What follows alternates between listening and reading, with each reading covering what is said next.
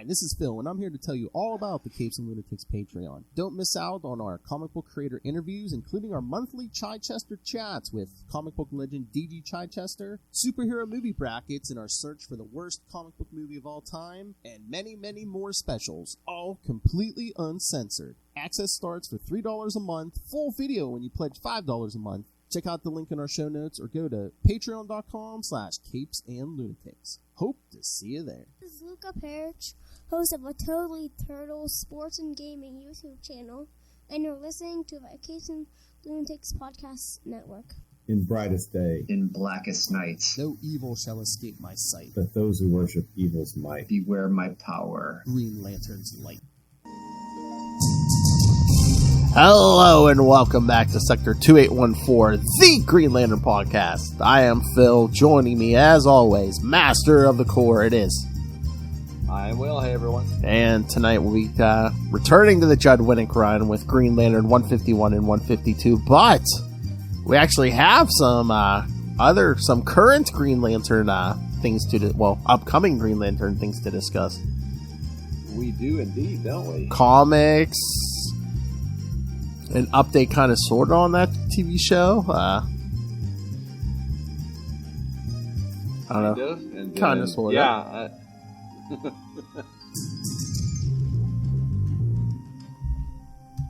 All right. So, I guess we'll get to the news first. All right. Well, first, yes, those of you listening on the podcast, there will be no interruption. But yes, it's been quite a little bit since Will and I have spoken last. Over a week. Like 10 days, man. Something like that, yeah. So one, I missed you, and I missed you too. Hug. two, yes, quite a few things dropped. All the movie and TV stuff dropped today. But yes, kids, first of all, the comic is coming. The revamped Green Lantern, a revamped Green Lantern ongoing series will launch in March, according to Newsarama. Mm-hmm. With new writer Jeremy Adams. Exactly. That was a big surprise because they had already announced. I know. Rico Tamaki. Did I get that right? Yeah. I think as the writer.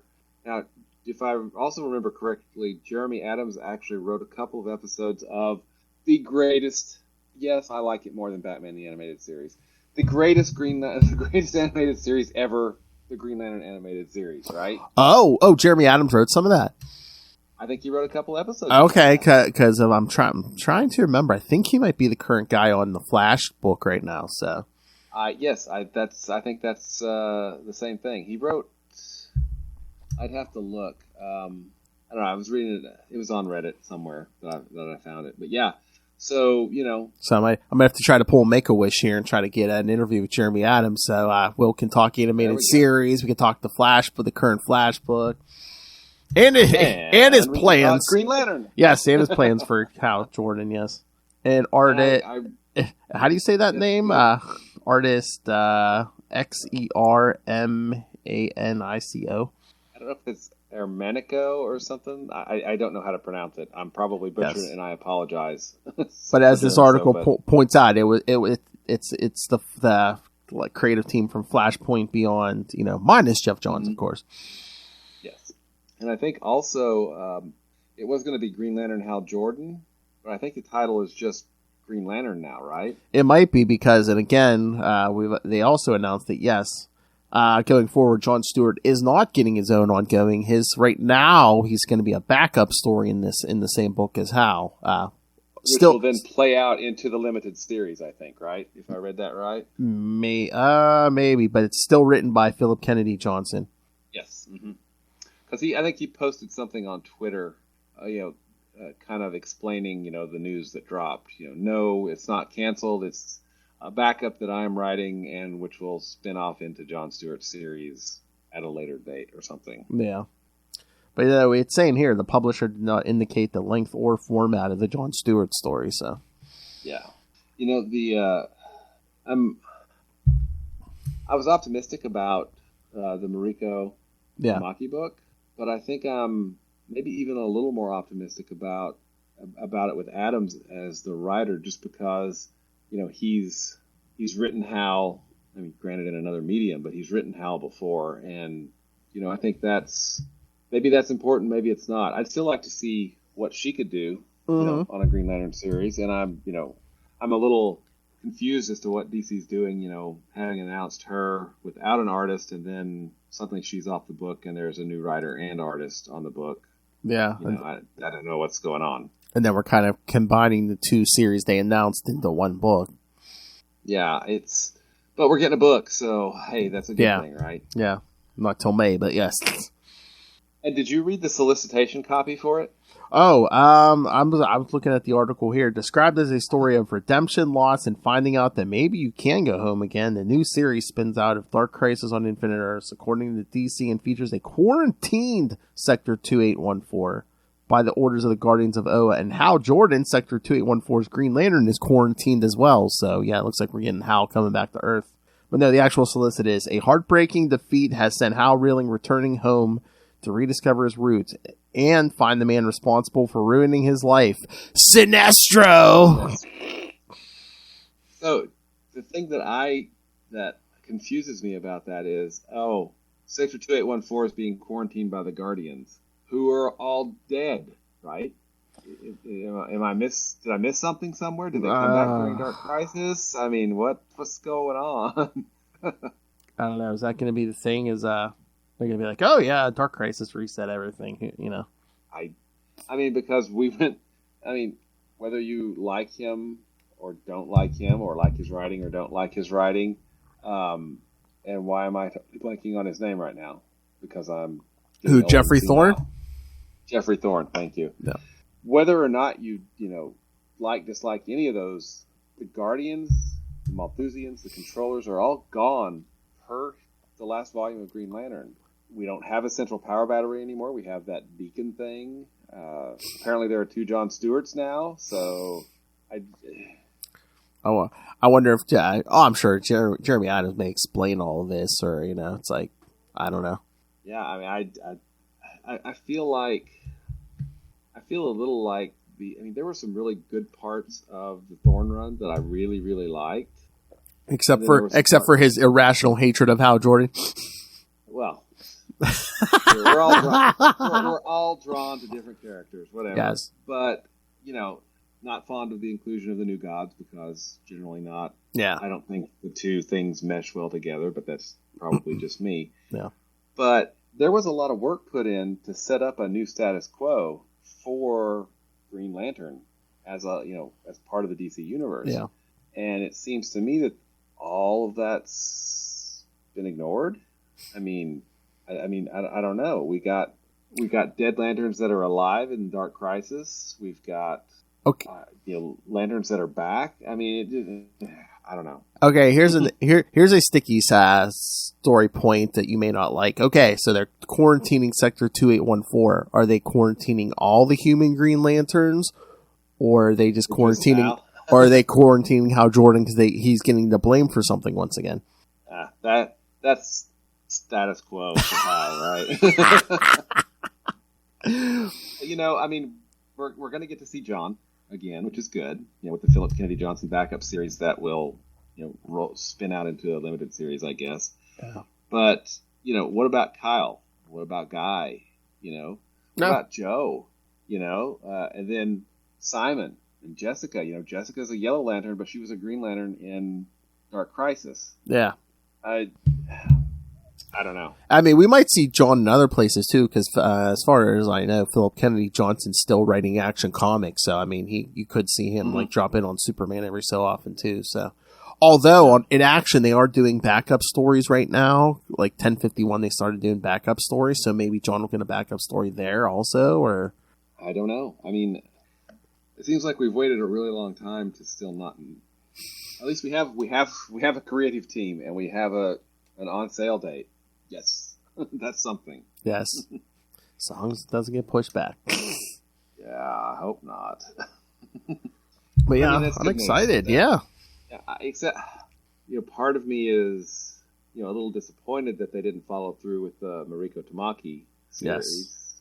But again, we don't know what went on behind the scenes or anything like that. So at this point, I guess I'm happy with Adams as writer and his artist. So, who I'm not going to say the name again and probably butcher it. Just Yes. But the art looks really nice. So there we go. Oh yeah, I'm looking up. Yeah, I'm gonna have to contact Jeremy Adams. Yeah, we'll see if we can talk some Green Lantern. Talk about the current Flash 1 minute war. Which is actually a really intriguing idea too. I've just kind of seen a little bit of the solicits for that, which I haven't read it. It's kind of still in the early stages, but it's pretty much like invaders who like move at super speed. So pretty much the rest of the planet's frozen except for a couple speedsters. The whole Flash family. Yes, definitely. So yeah, I'm gonna have to reach out to him. But also, all right, kids, we also got I guess James Gunn finally made his announcements today. Mm-hmm. And no, Dave Bautista is not playing Bane. So yeah, don't get your hopes up. That was a big rumor for a while. All right, let's pull up the other link I sent. All right, so yeah, lots of stuff. I guess they're putting Peacemaker Season 2 on hold. Oh, Superman Legacy. I guess they're going to be doing like a younger Superman story. Written by Gunn, I believe. I think, yeah. Oh, Waller, Viola Davis starring series. Yeah. That's kind of like the first sequel to Peacemaker. Yeah. Oh, yeah. Did you see this? Paradise Lost. I guess they were trying to like compare it to like, yeah, it's going to be like Game of Thrones, but with the Amazons. Yeah, I did see that, yes. They're good. Oh, they actually are pulling the trigger on a Booster Gold something? Yes, they're doing a Booster Gold series. Oh, nice. He said if Imposter Syndrome were a superhero. I think it's that. Yes. All right. But, yes, kids, here's what you're concerned about. They announced a project called Lanterns being compared, the description, being compared to a huge HBO quality event along the lines of True Detective. The series will focus on Hal Jordan and Jon Stewart, the guys who are starting a comic now, get out of here, who investigate a mystery that Safran said plays a really big role leading us into the main story that we're telling across film and television. So this is a very important show for us. Interesting. So do you think there's something there that they've called it Lanterns and not Green Lanterns? Maybe. I mean, that's a good guess, I think. But also, I want to keep an open mind about this, but the fact that they're comparing it to True Detective and the Lanterns are going to be on Earth. I was hoping for a little more, outer space action, but I'm sure it's going to be good.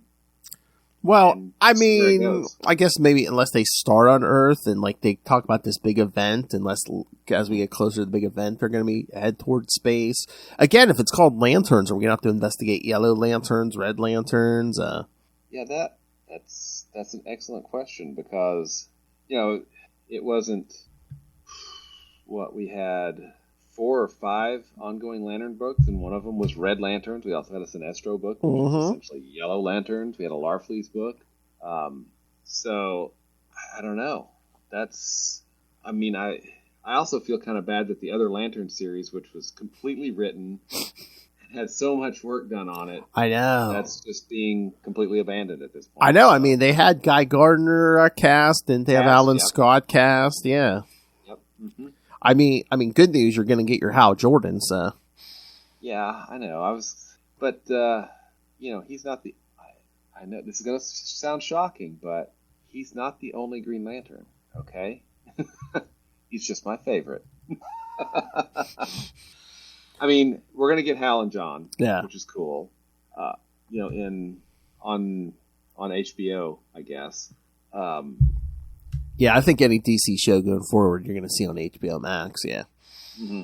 And, they can't give us everything all at once, which was, I think, the problem that the DC EU tried to do is, hey, we're going to take 10 years of build-up and just cram that down into one movie, so there you go. But, that didn't work so well. Yeah, well, at least Gunn comes from a Marvel property, so maybe it's, he knows. It's like, yeah, you can't rush this.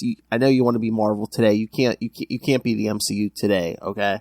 You got to put that work in. 10 years. Yeah. You got to put the time and the effort in. So, yeah, I mean, all the shows, they sound pretty radically different. So, all the shows are not going to appeal to everybody, which I think is fine. But one thing I think they said about Superman is that Superman is for everybody. This is Superman. So, yeah, I'm cautiously optimistic. I mean, DC has managed to disappoint us so many times over the last, decade. And I would assume with a Superman something or whatever, or is that a movie, Superman Legacy? Or is that a show or a movie? I think that's a movie. Okay. That's going to be their big movie. And then I think the only two with dates announced were Superman Legacy and then the Batman. Was it the Batman 2? The Batman series. Sequel, yeah. Yeah. But, although I think I saw somewhere that Gunn say like the Batman with Pattinson and the Joker movie are both like Elseworlds things. So. Oh, yeah, and I think he still said that. I thought I saw that the Superman and Lois may have 1 or 2 seasons left on it. Well, I know there's one more season coming after that. I don't know. Yeah, who knows? But yeah, it's got at least another season coming. And next week the final season of The Flash starts. Oh, cool. How many? That's a shortened season too. It's like 13 episodes. Something like that. Yeah. Going to be the basically going to close out the Arrowverse. But yes, closing time. Yep, that's right. But yeah, I'll double check this. But yeah, I'm pretty sure. Yeah, it's only like 13 episodes or something. So. Mm-hmm. Well, it's interesting because it was the first spinoff from Arrow, and it's outlasted everybody. Legends of Tomorrow, Batwoman. Even lasted longer than Arrow itself. Yeah, exactly. Yep, 13 episodes. 9 total seasons. That's really impressive. Oh yeah, I mean, think about that. How many shows get? I mean, none of the Star Treks got the 9. Yeah. I mean, think of like a sci-fi show that's got the 9 seasons. I mean, I'll wait. Yeah, I'm not thinking of it. No. X-Files, maybe. Oh, maybe. Maybe. Yeah, I don't know what they. I don't remember. That's so long ago. So. I was gonna say, but they came back after a while, a while as well. Yeah. Yeah. Let me see. Let me look this up. Yeah, now you got me curious, but yeah, I can't wait. 9 seasons in The Flash. It'll be over.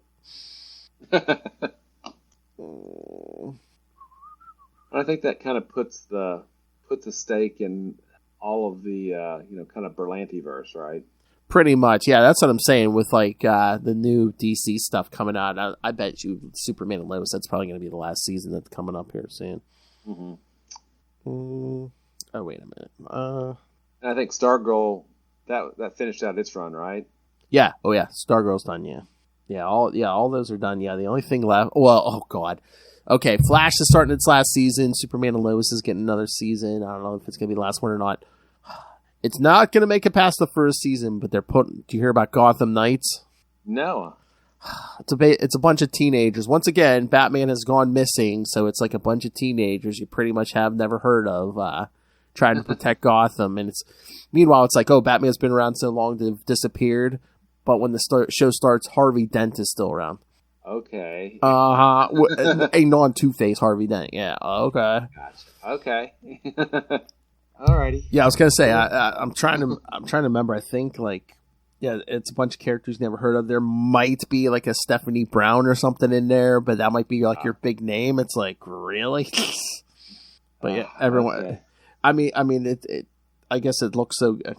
The hype is it's so good. Even the makers of the game, there's like Gotham Knights game for like PlayStation, all that. They're like, we have nothing to do with that show. Okay, nice. So, yes, in the wake of Bruce Wayne's murder, his rebellious adopted son forges an unlikely alliance with the children of Batman's enemies when they are all framed for the... Yeah, supposedly he's like a son of Batman, but it's not Damian. Oh, okay. Yeah. Yeah, and that reminds me, there was Gunn announced a Robin show. Oh, did he? I think yeah. There's like a Damian show. Yeah. Hold on. Of course. Hold on. Batman, my favorite character. Ray's gonna be tuning in. Yep, absolutely. What does that do? Oh man, that thing starts in March already. But yeah, I know that Lilith has no interest in it. I don't know. I might have to watch it just to watch the train wreck. I don't know. Hey, it could be good. It could be good. We have to give it a shot, right? Yeah. But I mean, once again, it's like I said, it's pretty much characters you never heard. Again, a son of Batman, but it's not Damian. It's like, okay. Yeah. I think they've exhausted all the ways. They're like, hey, let's do a Batman show on TV without Batman. Batman, yeah. I don't think there's any other way to do it now. Is there? You have a ghost, maybe. I don't know. Batman, my favourite character. Into the Dark Knight, all to do with Batman. All right, we're 23 minutes in. Should we start the issues? Let's do these are not Guy Gardner issues. These are actually, I feel like a step up for Winnick. I feel like he's getting a better handle on pacing and making it a little bit more dramatic. So at least. And you kind of like it better that it's not like Ion stuff now. And yeah, that story, that was a lot of pages that dedicated to a story that ultimately did something that I liked, but it just did it in a really kind of boring and uninteresting way. And I really feel like Winnick's a better writer than what he showed us in that, what was that, a year-long epic, of the Ion story or whatever. Something like that, yeah. It just... Yeah, I'm kind of... I was kind of thinking about this. It's like, I don't think they know Rebirth is coming yet, because wouldn't you just wait till Rebirth and just have the Spectre, whoever, just bring Oa and everything back? Yeah. But, and that's the thing I like, is that, hey, Oa and the Guardians are back. That's cool, Now... Why, Will? Were they dead and now they're alive? They were absorbed and now are unabsorbed. They just popped out of that battery. That's right. Oh, they were in there baking with Dr. Light. Yeah. That's right. They were just getting down partying. Their spiritual essence was in there. Their bodies may have died because they came out there like little children. So yeah. And Kilowog's back, which happened in the last testament of Hal Jordan. Yes, and we'll see more of him soon. Yep. So everything except the killing of Sinestro, right? Has been undone, yes. And the killing of the other lanterns, which we're not even sure really happened in the first place, but everybody assumes that it happened. So, yeah, remember, never assume! Yeah. Makes an ass out of you and Umption, sorry. Oh! Alright, so... Green Lantern number 151. Wow, 151 already. I know, we're getting up there. August 2. Well, don't worry. Once we hit Rebirth, we'll read numbers. That's right. Back down to 1, 2, 3. All right. Green Lantern 151. Again, we're never going to get to a Green Lantern 150. We're never going to have a Green Lantern 151 again. Not in our lifetimes. I don't think so. Probably never. They'll probably just keep rebooting. Green Lantern 151, August 2002. Out of Our Heads, Part 1, Back in the Saddle. By writer Judd Winnick, penciler Dale Eaglesham, inker Rodney Ramos, colorist Moose Bauman, letterer Kurt Hathaway, and editors Bob Schreck and Nachi Castro. Cool. Yes. Sporting a new outfit, Green Lantern is patrolling New York City and not only stops a bank robbery, but also rescues a young woman who is bothered by a lunatic pervert. Unlike your calm, you're calm, well-mannered perverts. Yes, exactly. Later, Cal and his assistant Terry Berg have a meeting with Rena Stone, the editor-in-chief of Feast magazine. At first, she seems angry, but then suddenly she feels hot and takes off her clothes in front of her staff. And Rena is not the only one acting strange, as other staff members and the people in the streets freak out and randomly attack each other. Cal gets away from Terry and then uses his Green Lantern powers to calm down the people. But he also has to fight a green monster, and when he searches for the origin of that monster, Cal discovers his girlfriend Jade, who is crouched in an alley while constantly repeating, "They're gonna kill me."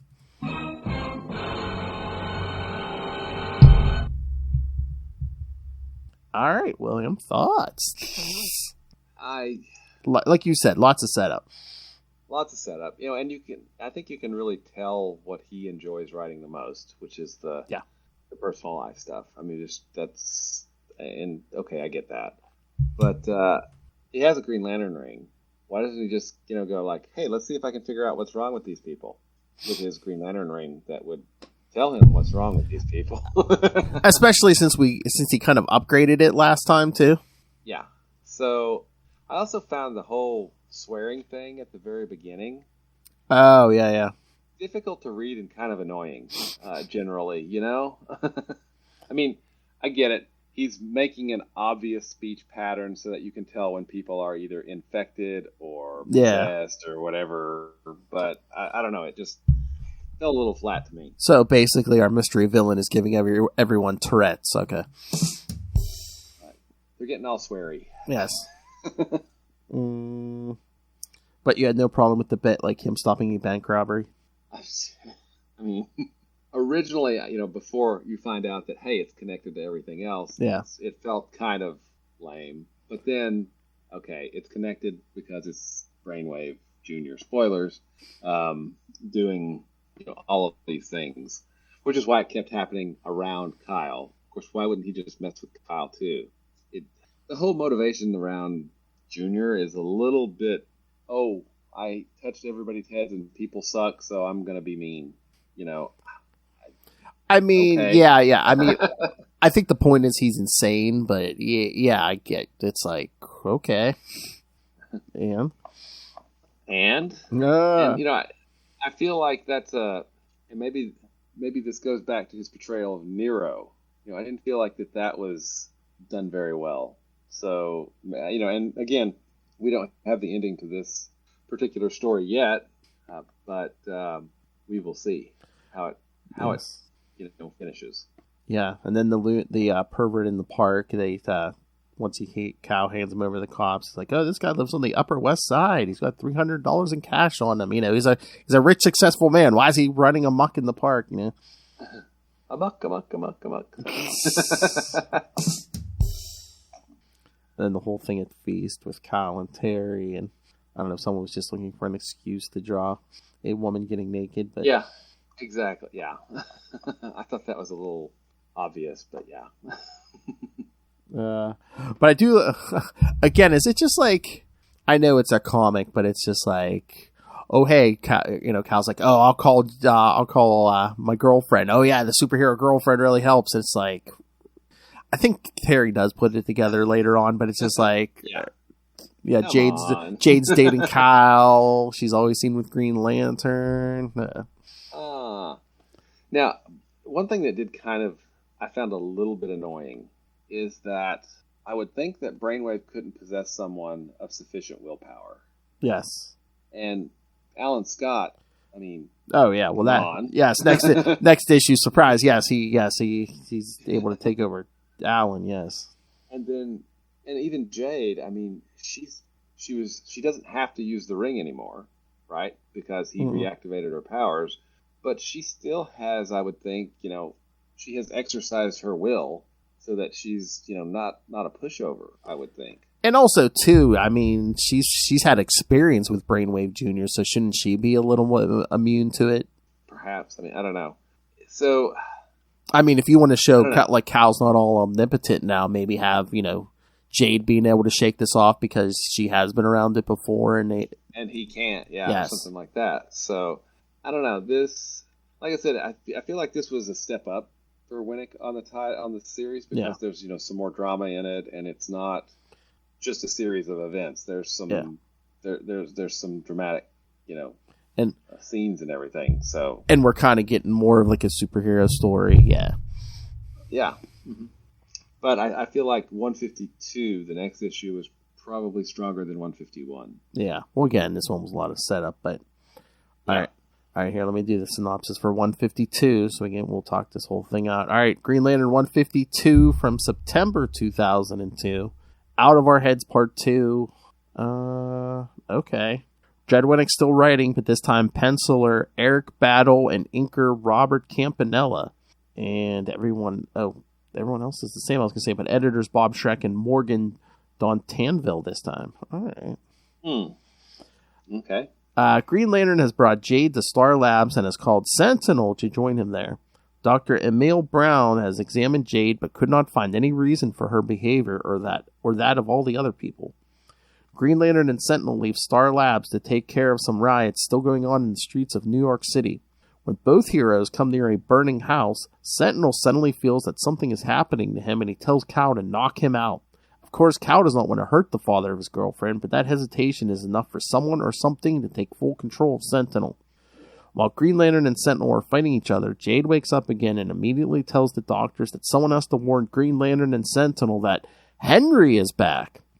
Indeed, it is Henry King Jr., who once was driven into madness when his father, the original Brainwave, died and passed his powers to his son.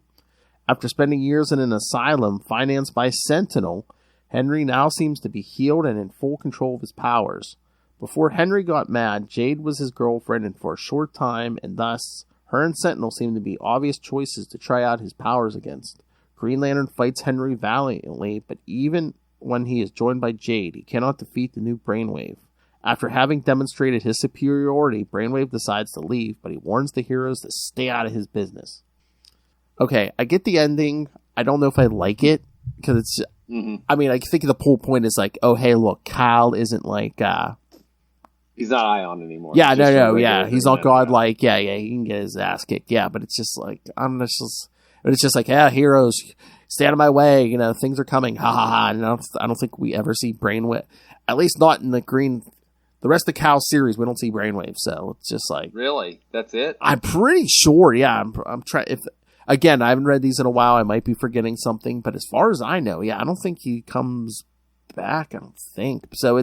That's what I'm saying. With once Lunatics leaves, do we just forget this dangling plot thread? Wow, that's disappointing. Then I know. So the other thing is, I'm no scientist in the DC universe.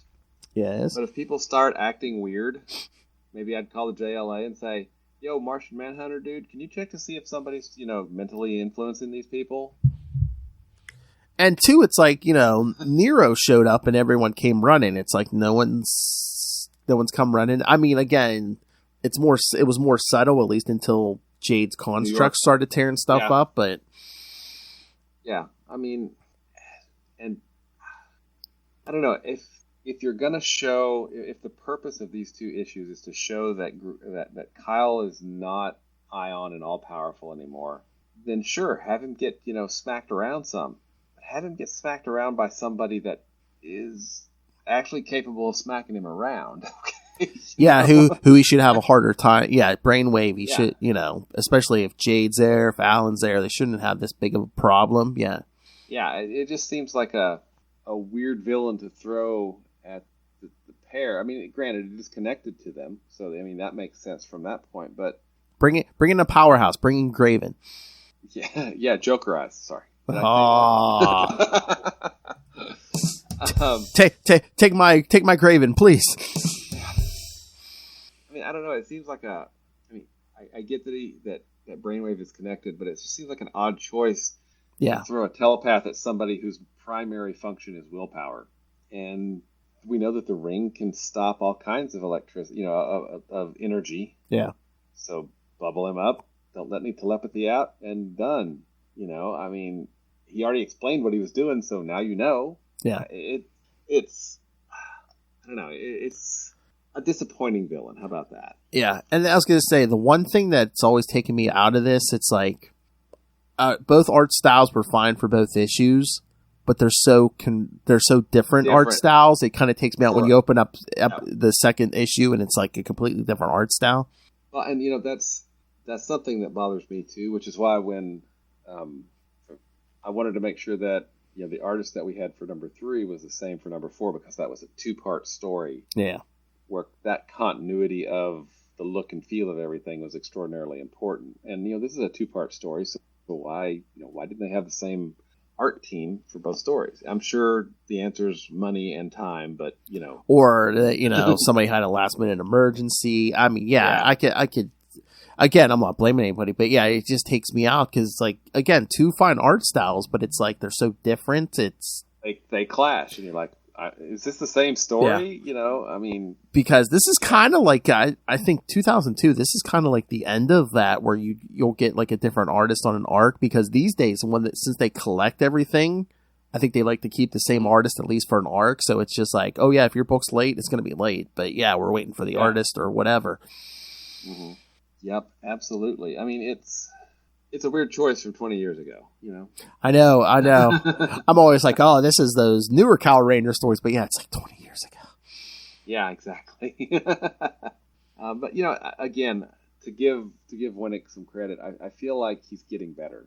You know, we've talked about the kind of the disappointment of Circle of Fire and the whole lead up to Ion story, but this was a little more focused. I felt like the pacing was a bit better, and it read more like a story as opposed to just a sequence of events. So, and again, I don't know, just like maybe if you want to, if their whole point is to have Brainwave kick Kyle around, maybe just have him like throw in some inner monologue, just be like, oh, I'm so out of practice, you know, I've come to rely on I can just snap my fingers and make stuff happen. Now I have to now I have to actually, you know, think about things and do things. Yes, actually come up with a plan, you know, have to outsmart some Oh well.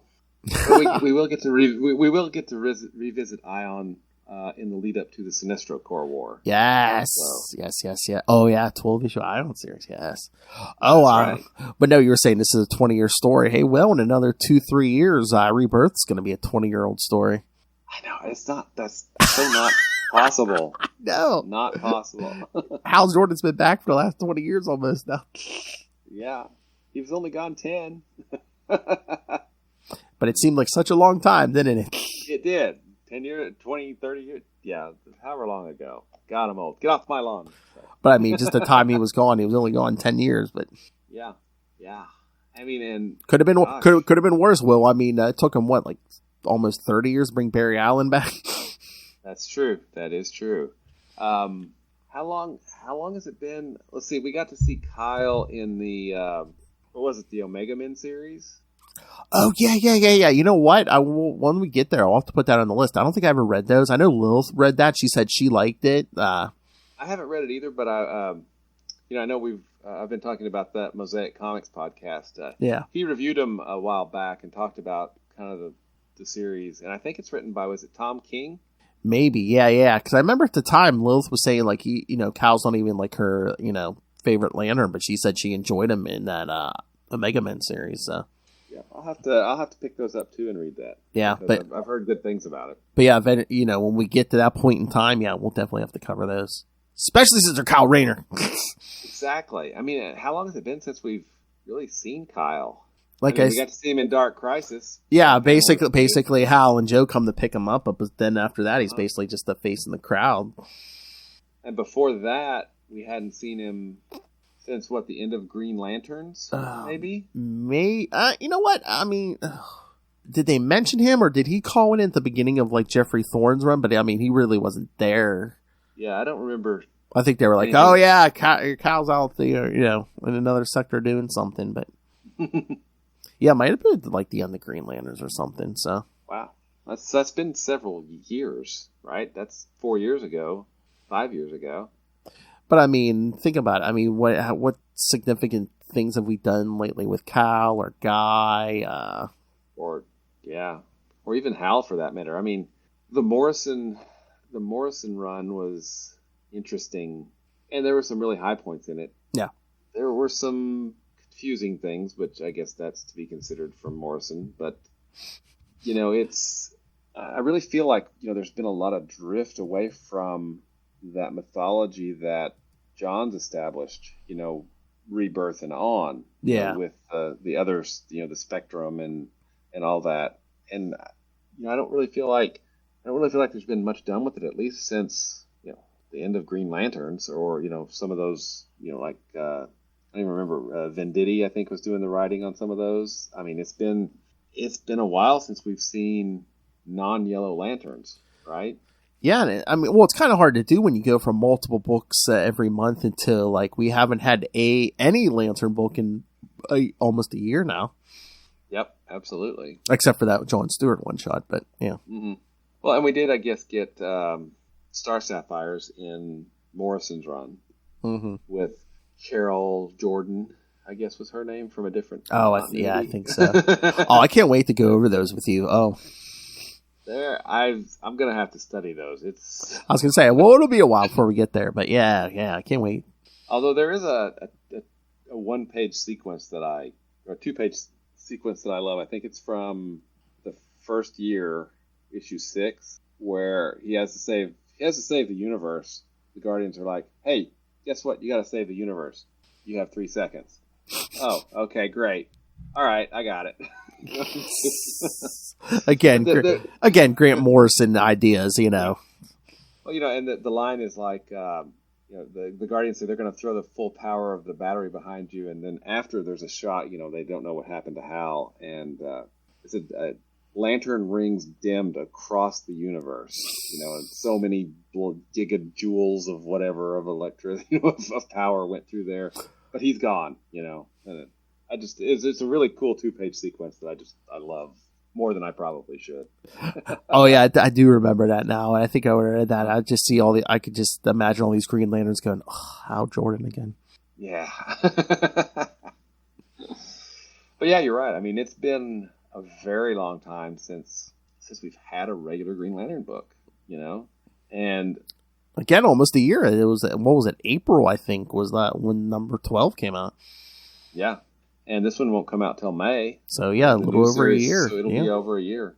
That's crazy. I mean, we've still got other stuff. I mean, we got lots of other Green Lantern books to talk about, I guess, But a year, that just seems like poor planning to me. I mean, it really does. I mean, why would you not?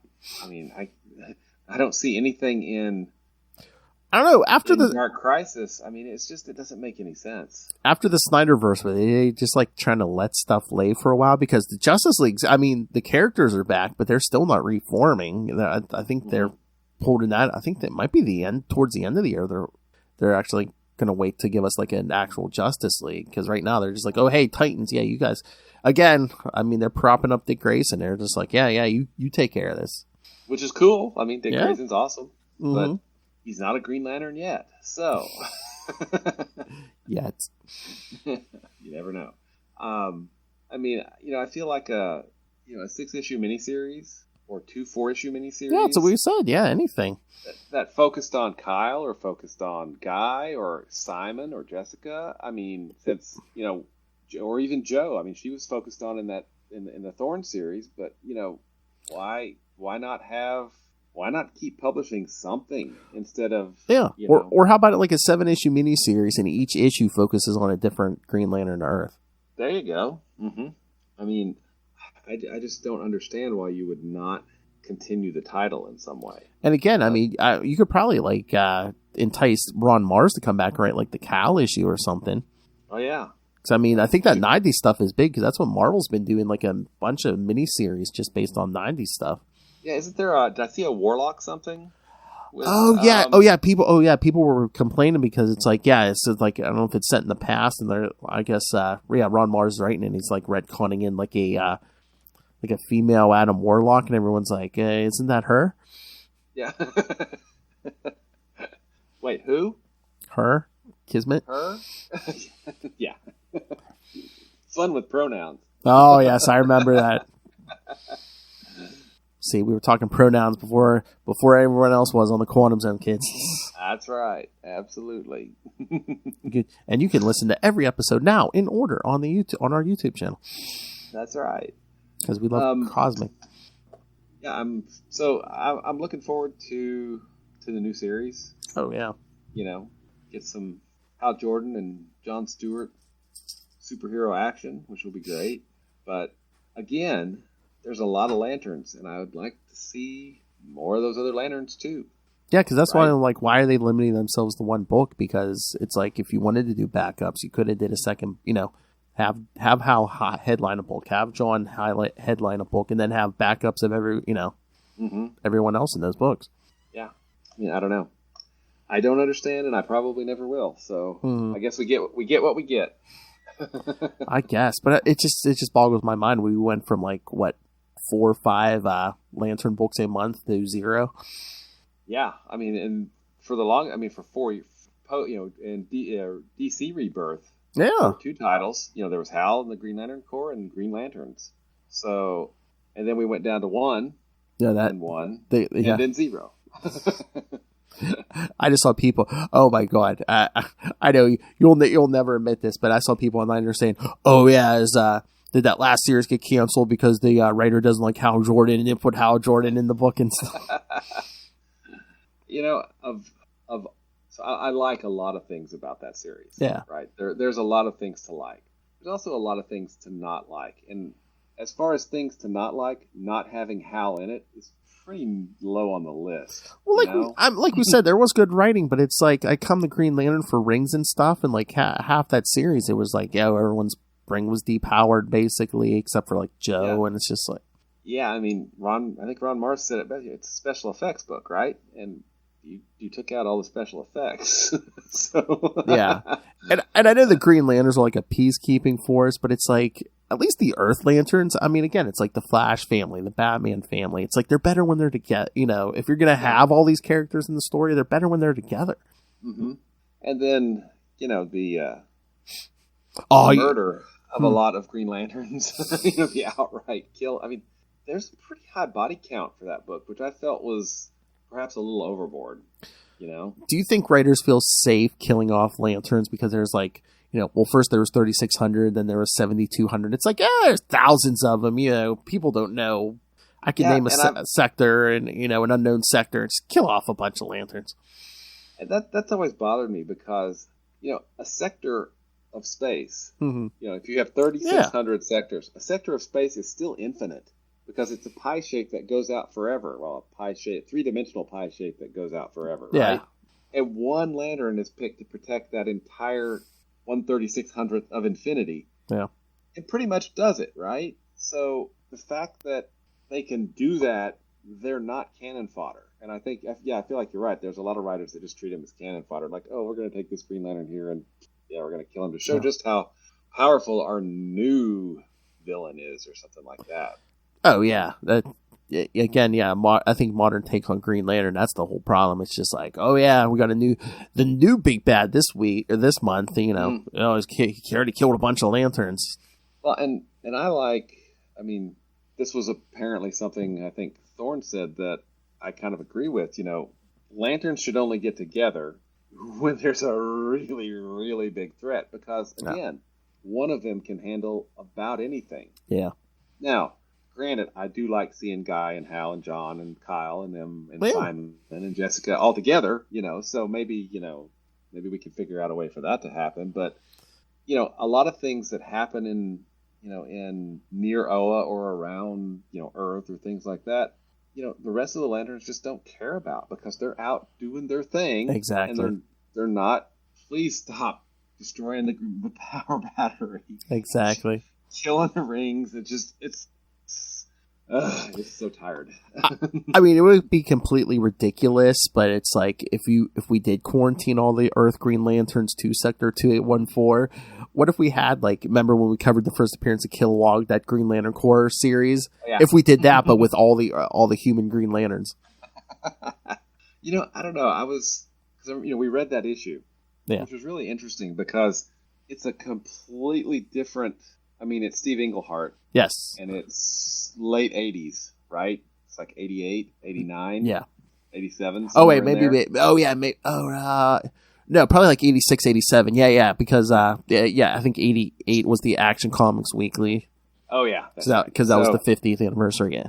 Yeah. So, it's, Englehart was a great writer for his time, but a lot of what I think, worked for a book of that time wouldn't necessarily work today. Yeah. And it was just an interesting kind of time capsule read. I mean, it's like reading a Silver Age book or like reading, Hard Traveling Heroes. You know, it's, the art's beautiful and the writing's good, but the writing is very much of its time.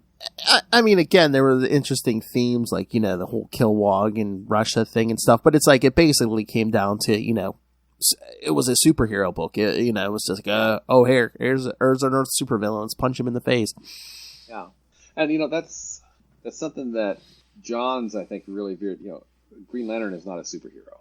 No. Now, I don't like him being a cop for a lot of reasons, and especially it seemed to get very militarized around this time as well, which I'm not a huge fan of either. Well, a lot of comics did that. I think. Well, again, Green Lantern, it's easy because of the organization, but it's like Batman, even like Captain America. I'm like, I like when they, we play him like, again, Grunwald, play him as a straight up superhero, not as like a soldier or an agent of S.H.I.E.L.D.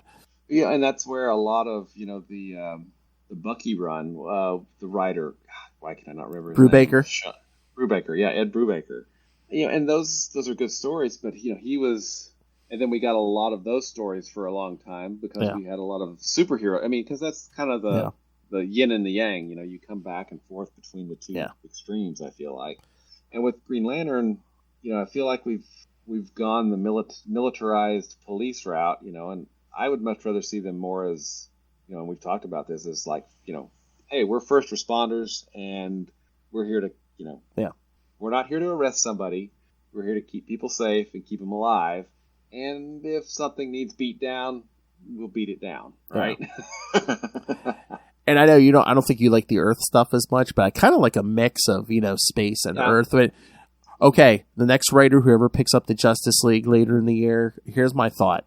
Around that meeting table, you have a Green Lantern chair, but it could be any of the Green Lanterns at any point. One story it's Hal, the next story maybe it's Cap. But you're always rotate whoever the Green Lantern is near or on Earth at the moment. Yeah, they're that's the chair. Yeah. I mean, you want to keep it fresh. You could rotate Green Lanterns out of there every arc.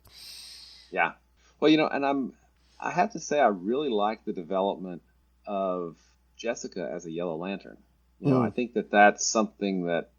And do you remember who wrote that annual? No. I don't remember who wrote that annual either, but I really like that development for her.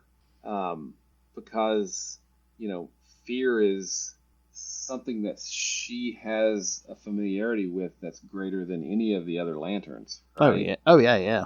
And then, Simon, Joe, John, and Kyle, and Guy, they're all very different lanterns. And then, of course, there's Hal, who's, okay, yes. That Green Lantern 2021 annual was written by Ryan Cady, Cady.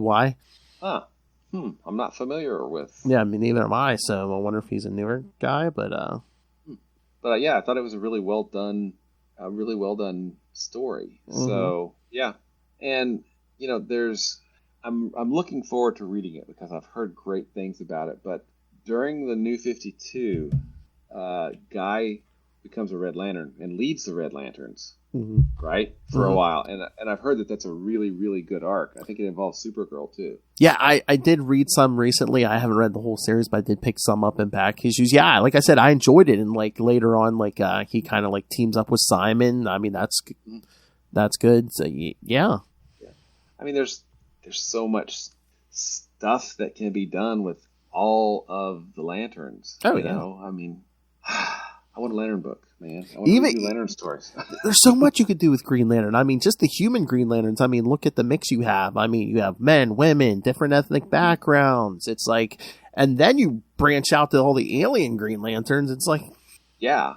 I mean, it really is. And again, it's like there's 7,200 Green Lanterns maybe at the moment. It's like if you have a good enough story idea, they'll let you create your own Green Lantern. Yeah, exactly. I mean, and you can tell so many different types of stories. Yeah. I mean, so much of John's run comes out of groundwork that was laid in backup stories by Alan Moore and Gibbons and John Tottlebean maybe, and I'm trying to remember some of the artists on those books. But yeah, I mean, there's so much that can be done because there's such a vast canvas with all of these Green Lanterns. Oh yeah. And granted, I mean, I still want to see Hal Jordan stories, but I also want to see Joe stories, Simon stories, Jessica stories, Guy. I Rebirth made me a Guy Gardner fan. You know how hard that was to do, Phil. Oh, I know. because we read Guy Gardner. I think that was a hard sell for a lot of people. Yes, but it worked, And then John, John's always been a good. I feel like John got a little bit of short shrift because he was made kind of the fall guy in Cosmic Odyssey, which we're going to get to eventually. Yes, in a few weeks here. Yeah, not too long from now.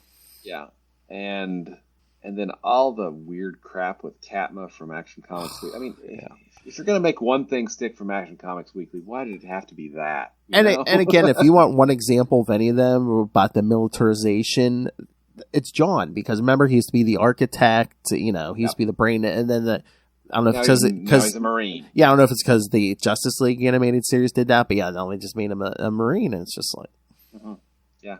I mean, you have a ring, you have a power ring. You don't have to, it's not like you're Batman. You don't have to have like a background like that. Yeah, I mean, you don't. Oh. Kyle doesn't. Simon, Jessica, Joe was a cop. Exactly. Yeah. Out of all those Earth Green Lanterns, I like I like John being the architect. He could be like the strategist. He can be the brain. Mm-hmm. Oh yeah, because Hal's going to dive straight. Hal's just going to dive in. I saw they posted, maybe this is on Reddit, I can't remember where, they posted an excerpt from a page where Hal's riding in the Batmobile, and Batman says, "So we're going to go over the plan of what we're going to do when we get there." He goes, "Yeah, I'm going to hit him with a giant boxing glove really hard." He's joking, of course, but that's what he does, right? I think that's like what is that, like issue 8 or 9? Right after Rebirth. So were they going after the Tattooed Man or something, or was there a new? That may have been. Yeah. I hit him really hard with a giant boxing glove. I mean, and so he's not the strategist. No, that's what I'm saying. I was actually, as I was running the other day, and I use running with air quotes because I'm not really running yet. I'm still only 5 weeks into the Couch to 5K. So he was running to the bathroom, kids. Yeah. So I think it would be fun to have Hal kind of go, maybe I need to be more of a thinker, and have get trained by John and Batman. And every time he thinks, he gets his butt handed to him. He just gets crap kicked out of him. And finally, after a while, he realizes that, I do better when I don't think. Oh, I just charge in, right?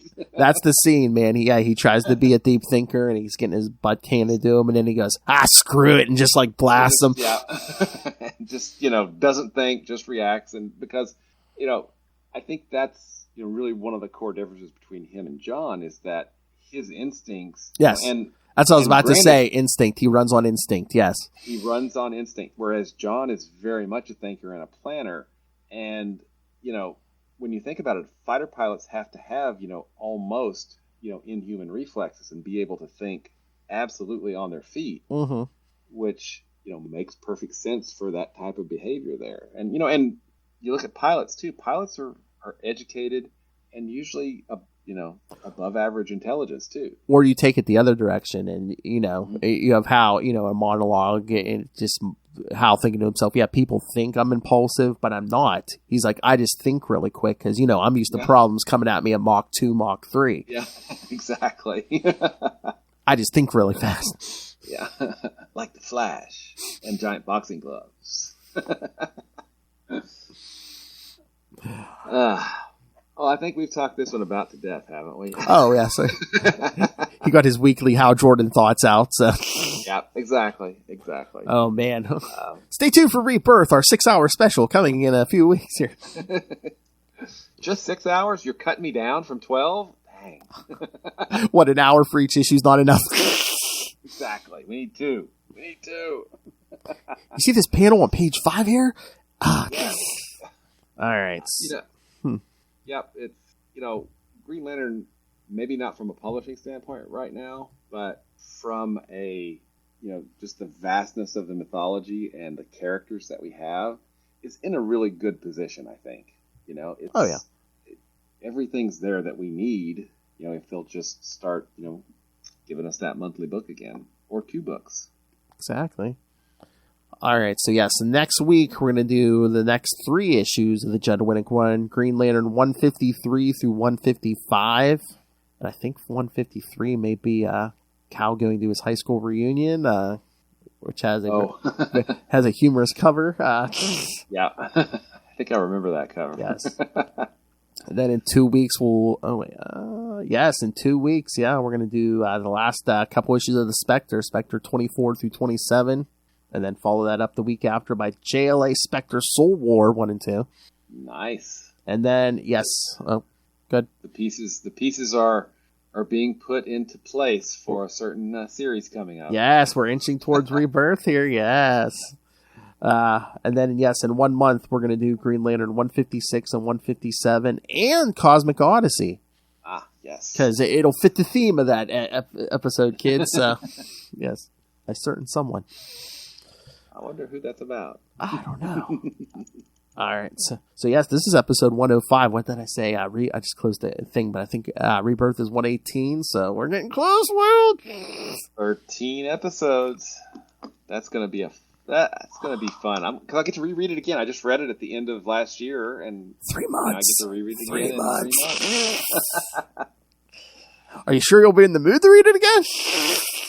I think so. Okay, if you didn't have the time, would you need to read it, or could you do it by memory? Because you've read it so many times. I've read it so many times. But it's always good to read. I mean, there's some. Oh yeah. Even though I've read it that many times, that still just hit exactly like they're supposed to. Oh yeah, no, I prefer you read it, but I'm just saying if you had to, you could probably do it by memory. Oh yeah. All right, kids. So send us your thoughts on all that, all the upcoming stuff, or hell, send us your thoughts on this. We'll read it next time. Email us, CapesandLunatics@gmail.com, or call the voicemail, 614-382-2737. That's 614-38-CAPES. And remember, you can find Sector 2814 on Facebook, on Twitter. Find Capes and Lunatics Sidekicks on Instagram, Capes and Lunatics Podcast Network on Hive. The YouTube channel, like I said, everything gets a video, including everything's in handy playlist. So if you just want to listen to every episode of this show or every episode of the Quantum Zone, yes, you could just go on YouTube, completely free. All we ask is that you hit this subscribe. You smash that subscribe button. Smash it! Because we are climbing. So yes, we did hit and surpass 269. So the next target is now 369. Lilith is counting on you. Lilith Hellfire, Agent of Smash. Smash it! All right, and again, the Patreon, because once again, this is our passion project. We're paying for this out of our own pockets. Every little bit helps. With $3 to $5 gets you early access to creator interviews, including the monthly Chichester chats. Always a great time. I got the good mic out for you guys. All the old content is up there, like those damn superhero movie brackets. Oh my god! Which Will was even on an episode of that. So much pain, man. So much pain. Yes. But yeah, we're doing a bunch of one and dones this year.